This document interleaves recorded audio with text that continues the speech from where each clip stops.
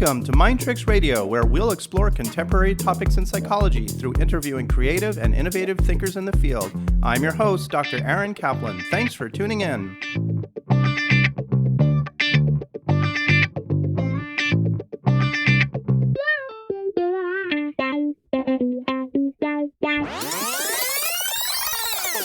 Today we have a truly special guest, Dr. Viktor Frankl, one of the most influential psychiatrists of the 20th century, a Holocaust survivor, and the founder of Logotherapy. Of course, Dr. Frankl passed away in 1997, but today we bring his wisdom back to life in this special conversation about meaning, suffering, and human resilience. Viktor Frankl was born in Vienna, Austria, and showed an early interest in psychology and philosophy. As a medical student in the 1920s, he corresponded with Sigmund Freud, who even published one of Frankl's early papers. Frankl later aligned more closely with Alfred Adler's school of thought, but eventually broke away from both to form his own approach, logotherapy, sometimes referred to as the Third Viennese School of Psychotherapy, after Freud's and Adler's approaches.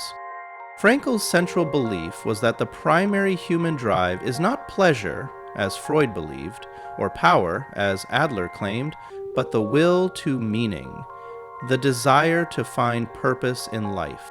During World War II, Frankl, a Jewish man, was imprisoned in 4 different Nazi concentration camps, including Auschwitz. His parents, brother, and pregnant wife all died in the Holocaust. While imprisoned, he observed that those who were able to find meaning in their suffering were more likely to survive. These insights formed the foundation of his best-known work, Man's Search for Meaning, published in 1946, which has sold over 12 million copies worldwide. After the war, Frankl became a professor of neurology and psychiatry in Vienna and lectured around the world. His work has had a lasting impact on psychotherapy, existential philosophy, and trauma treatment. This episode is the 5th in a series where I use artificial intelligence to conduct interviews with prominent figures in psychology who have passed away. Of course, the interview is, fictional, since my guests are no longer alive. The voices you'll hear, including that of Dr. Frankl, are artificially generated clones based on their actual voices, and their responses have been created using AI. You may also notice that my own voice in this episode is an AI-generated reproduction of myself. Why not use my real voice? Well, in the spirit of the endeavor, I thought it only fitting to conduct this fabricated conversation with an AI version of me as well. I'd love to hear your thoughts on this project, what you think of the concept, and any suggestions you might have for future interviews. Before we begin, I want to be clear, this is an AI-generated simulation of Dr. Frankl. This episode is based on publicly available writings, lectures, and research created solely for educational and historical exploration. There is no financial gain, sponsorship, or commercial intent behind this project.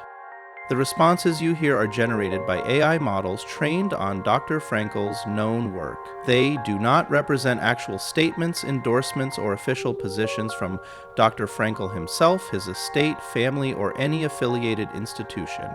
This is a speculative academic recreation intended to honor and explore Dr. Frankl's contributions to psychology. It should not be interpreted as an authentic interview or a literal reflection of his personal views. With that said, let's begin our conversation with the legendary Viktor Frankl.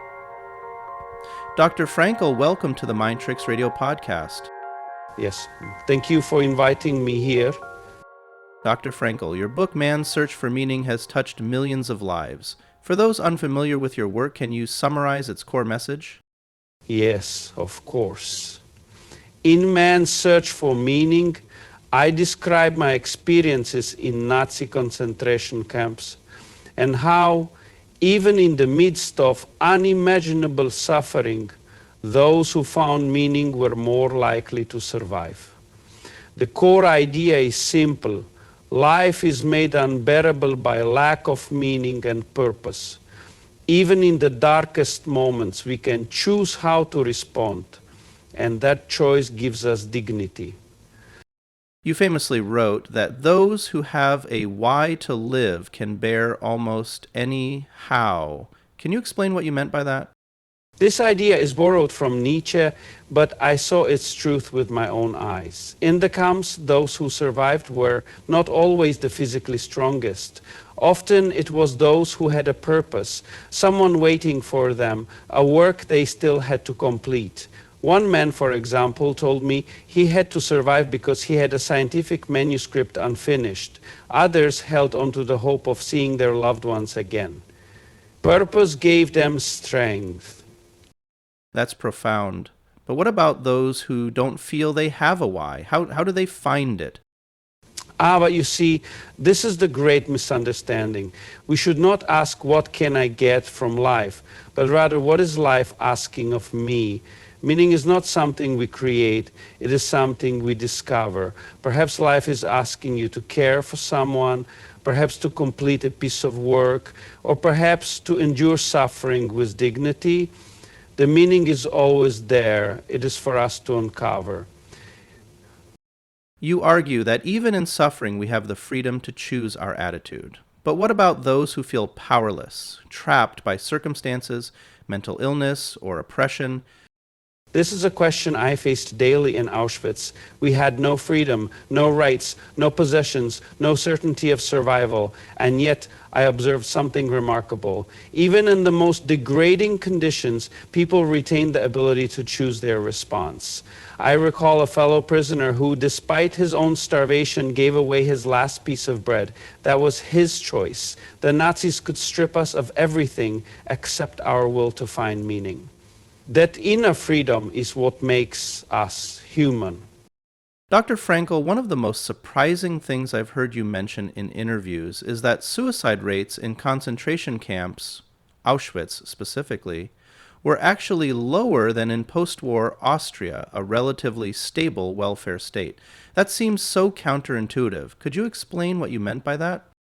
Yes, it is surprising, isn't it? But it is true. In the camps, despite the horrors, the constant threat of death, starvation, and humiliation, suicide rates were remarkably low, far lower than what we observed in countries like Austria after the war, where all basic needs were met and life was materially comfortable. How do we make sense of that? What do you think accounts for that difference? It points to something deeper than comfort or physical safety. In the camps, everything was taken from us. Our homes, our names, even our dignity. But what could not be taken away was our freedom to choose how we responded to our suffering. That inner decision, the will to find meaning even in the midst of suffering, is what kept many people alive. Now compare that to post-war Austria. It was materially secure, yes. But many people had lost a sense of meaning. The old structures, religion, culture, family, identity had been shattered. People had nothing to live for. And when that happens, even if all your material needs are met, you begin to despair.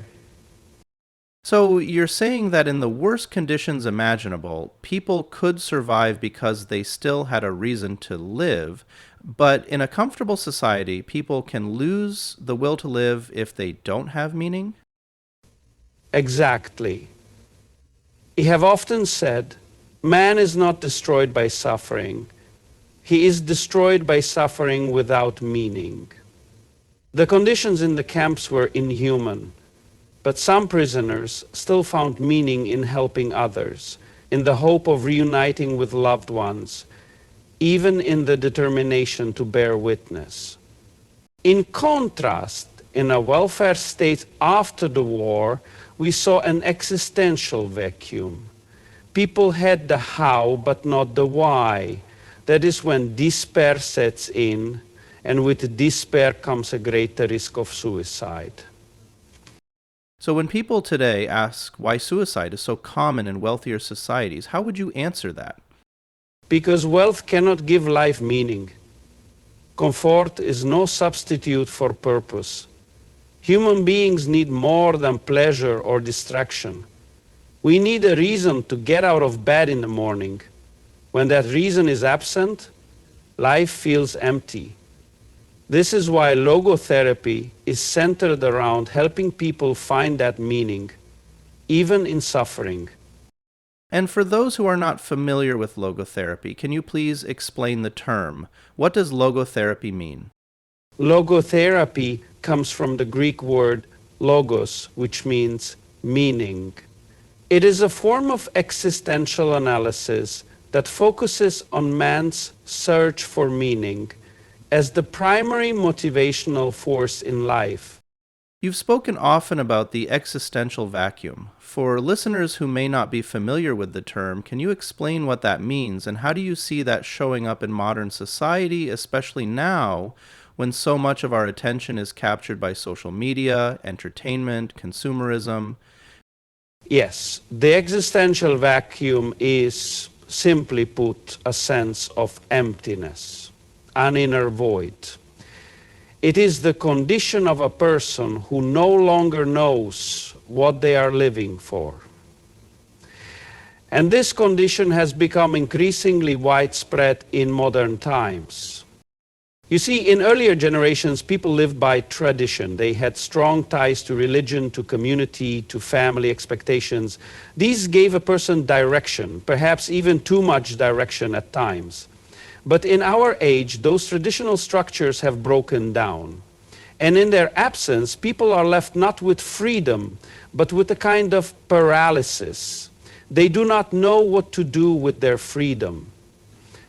So they're free, but also lost? Precisely. When a person cannot find meaning, they often fall into what I have called the existential vacuum. And in this vacuum, they feel bored, aimless, frustrated. They may try to fill the void with pleasure, with success, with social validation. In our time, yes, even with social media likes or consumer goods. But none of these things can satisfy the human need for meaning. So you're saying that the scroll, the click, the shopping spree, none of it really answers the deeper questions? Correct. Those are distractions, not answers. Man was never meant to be merely a consumer of experiences or images. He was not meant to endlessly scroll through social media, passively absorbing material that has no inherent meaning or value to his or her life. Rather, inherently, we are beings who naturally want to ask, why? Why am I here? What is the point of my life, my suffering, my work? And when these questions are not answered, not even asked, people become anxious, depressed, or nihilistic. This is why I have said, when a man cannot find meaning, he distracts himself with pleasure. Or worse, he turns to addiction, aggression, mindless pursuit of distraction, or even suicide. So what's the antidote? How do we fill the vacuum? Not by looking inward, endlessly analyzing oneself, that is narcissism. Rather, the human being finds himself by transcending himself, by turning outward toward a task, a cause, a person he loves. Meaning is always found in the world, not inside one's own head. Whether it is the responsibility we bear toward our children, or the work we do that serves others, or the suffering we must face with dignity, that is where meaning is found. That is the way out of the vacuum. You founded Logotherapy, which focuses on meaning as the primary motivation in life. How does this approach differ from, say, Freud's psychoanalysis? Freud believed human beings are driven by the will to pleasure, Adler by the will to power. But I observe something different, a will to meaning. People can endure suffering, deprivation, even death, if they feel their life has purpose. Logotherapy does not focus on delving into childhood experiences or unconscious conflicts. Instead, it asks, what meaning can you find in your life today? That seems especially relevant now, when so many feel lost or directionless. indeed, as I previously mentioned, today many people live in what I call an existential vacuum, a kind of boredom, a loss of meaning. They distract themselves with pleasure or status, but these do not fulfill the deeper need for purpose. That is why, even with wealth or success, people feel empty. The cure is not more distraction, but rather to take responsibility and search for meaning. Dr. Frankl, when you talk about the importance of meaning, not just superficial distractions, but real, deep, enduring meaning, it would seem that religion or religious community could be a major source of that. Would you say that religion is important or even necessary for people to find meaning, especially in a time when many people are turned off by organized religion or even belief in God? That is a very thoughtful question, and I appreciate the way you frame it. You see, I often say that I am not here to push people toward religion, but I do want to protect their right to reach for something beyond themselves. In logotherapy, we speak of the spiritual dimension of the human being, not necessarily in the religious sense, but in the sense that man is more than body and psyche. He is also a spiritual being. Now, for some people, that search for meaning will lead them directly into a religious tradition. And this can be a profound source of strength, community, and purpose. But I do not say that only religion offers meaning. Meaning can be found through love, through moral responsibility, through creating something valuable, even through how we face suffering. It depends on the individual. So belief in God isn't a requirement for meaning? No. You would never say that belief in God is a requirement for meaning, but I would also say that we must be cautious not to throw away something valuable just because it has been abused or distorted. Many people today are not rejecting God, but rather a caricature of God for whom they were taught to fear or obey blindly. Others reject organized religion because they see hypocrisy or rigidity. That is understandable. But the danger is that they then close off the entire vertical dimension of life, the transcendent. What do you mean by the vertical dimension? In logotherapy, we speak of two dimensions of life: the horizontal, which includes our day-to-day experiences, work, pleasure, status, and the vertical, which includes our relationship to values, to conscience, to transcendence. If we live only on the horizontal level, life becomes flat, shallow. We lose a sense of depth. So whether one finds that depth in religion, in art, in nature, or in a personal sense of mission, it does not matter. What matters is that we remain open to it, that we remain willing to ask, what does life expect of me? Rather than, what do I expect from life? Dr. Frankl, in your work, you outline three main ways that people can find meaning in life. And I think this is something so many of our listeners are searching for. How do I find purpose? What gives life real significance? Could you walk us through what those three paths are? As you have often said, life has meaning under all conditions, even the most miserable ones. And that meaning can be discovered in three principal ways. The first is through work, or what we give to the world. This means doing something, creating, building, contributing. It could be writing a book, raising a child, treating a patient, or simply doing your job with care and responsibility. Whenever we create or accomplish something that has value, we are engaging with meaning. So that could even apply to someone in a more routine job, not just artists or doctors, for example, the kinds of jobs people often attribute the greatest meaning and satisfaction to. Of course, meaning is not reserved for geniuses or saints. a street sweeper who sweeps his street with pride, with attention, knowing he is keeping the world a little cleaner. That person may find more meaning in his work than someone chasing status in a corner office. The second way is through love, or what we receive from the world. This includes not just romantic love, but deep connection to others, to truly see someone and be seen, to care for another person and through that love to see their unique potential. In the camps, it was often the memory of a loved one that gave a man strength to survive. That's powerful. Even the memory of love could sustain someone in the darkest place. Yes, I remember vividly walking in a line of prisoners, exhausted, freezing, barely alive. And in that moment, I saw the face of my wife in my mind, and I realized that love is the ultimate and highest goal to which man can aspire. Even if she was no longer alive, that love gave me meaning. And third, we can find meaning through suffering, or more precisely, through the attitude we take toward unavoidable suffering. When we face tragedy, loss, illness, things we cannot change, we are still free to choose how we bear it.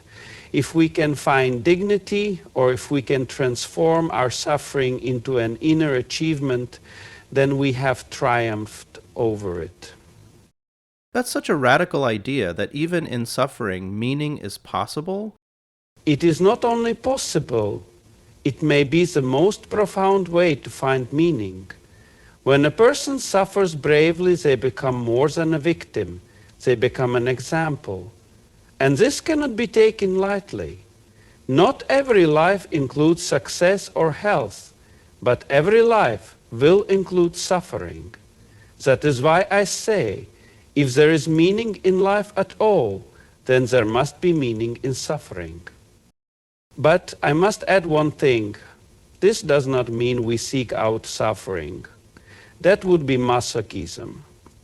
But when suffering is unavoidable, then our responsibility is to find meaning in it, to turn a personal tragedy into a human triumph. You wrote about the dangers of nihilism, the belief that life has no meaning. Why is this so dangerous?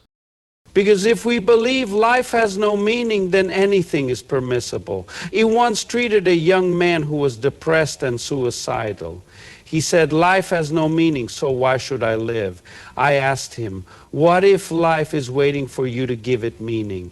What if you are here for a reason you do not yet see? Over time, he found meaning in helping others, and his despair lifted. Meaning protects us. Without it, we are vulnerable to despair, addiction, even tyranny. Earlier, you briefly touched upon your differences with Sigmund Freud and Alfred Adler, two of your contemporaries in the 20th century who presumably had great influence on you. Can you talk a bit about how and why you broke with them, and about the main differences between yours and their approaches? He had great respect for both Freud and Adler. They were intellectual giants, and their contributions to psychology were foundational. As a young man, I actually corresponded with Freud. He even published one of my early papers, and later I was involved with Adler's circle for a time. But eventually I found myself unable to fully align with either school of thought. Let's start with Freud. What was the main difference with his approach? Freud, as you know, saw human behavior as largely driven by the pleasure principle, the avoidance of pain and the pursuit of gratification. In his view, the unconscious mind is a reservoir of repressed desires, especially sexual and aggressive impulses. While I did not deny the existence of such drives, I found that his view reduced the human being to something mechanistic, too biologically determined.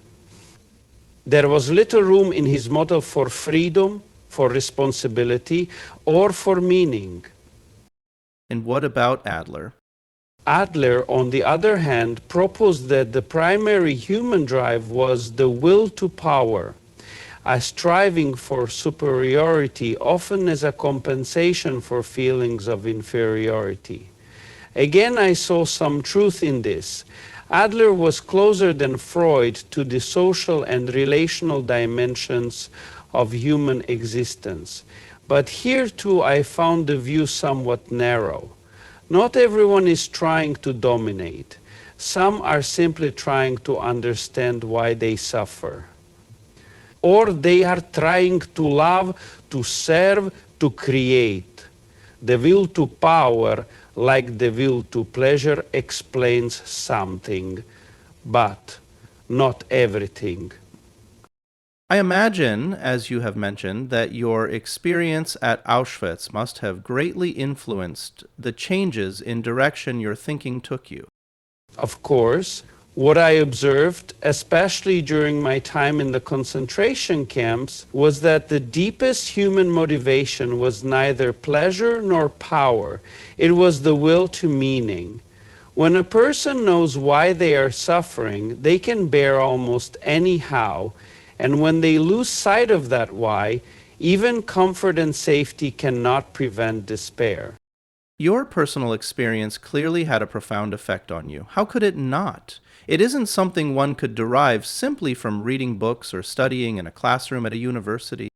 Yes, true. So you could say that I broke with Freud and Adler not out of rejection, but out of necessity. Their theories were brilliant, but incomplete. They accounted for the lower dimensions of human life, biological drive, social competition. But I wished to account for the higher dimension, the spiritual, the existential, the uniquely human. And yes, my experiences in the camps led me to these important realizations. That is why I called logotherapy the third Vienna school of psychotherapy. Not to compete, but to complement. Where Freud asked, "What does the patient want?" and Adler asked, "What is the patient trying to achieve?" I ask, "What does life demand of the patient?" Dr. Frankl, looking back at your life, what is the most important lesson you have learned? That no matter what happens, no one can take away our ability to find meaning. Even in the worst circumstances, we remain free to choose how we respond. This is the ultimate freedom. And for those listening today struggling to find meaning, what is the first step? I would say, stop searching for happiness. Search instead for responsibility. Ask yourself, what can I do today that brings meaning to another person, to my work, to my family?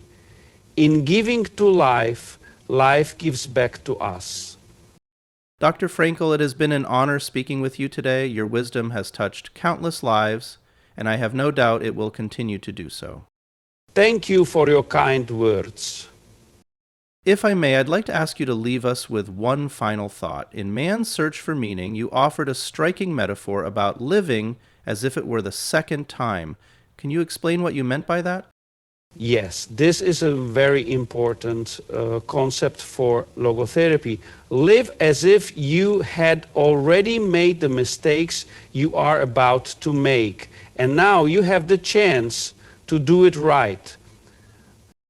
It asks of you to consider the impact of your actions and whether they are consistent with the meaning you're ultimately striving for in your life. You have the chance from today forward to create a life full of meaning if you simply pay attention and ask yourself these questions.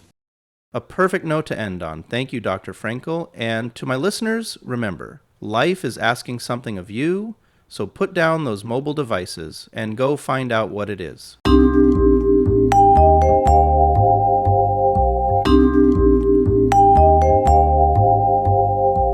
Thank you for listening to Mind Tricks Radio. I hope you have enjoyed the program. For more information about Mind Tricks, please go to my website, www.waikikihealth.com. Please be sure to subscribe to Mind Tricks podcast and accompanying blog to be notified of new episodes of Mind Tricks. Please be sure to follow Mind Tricks on Facebook by following and liking posts by myself, your host, Dr. Aaron Kaplan.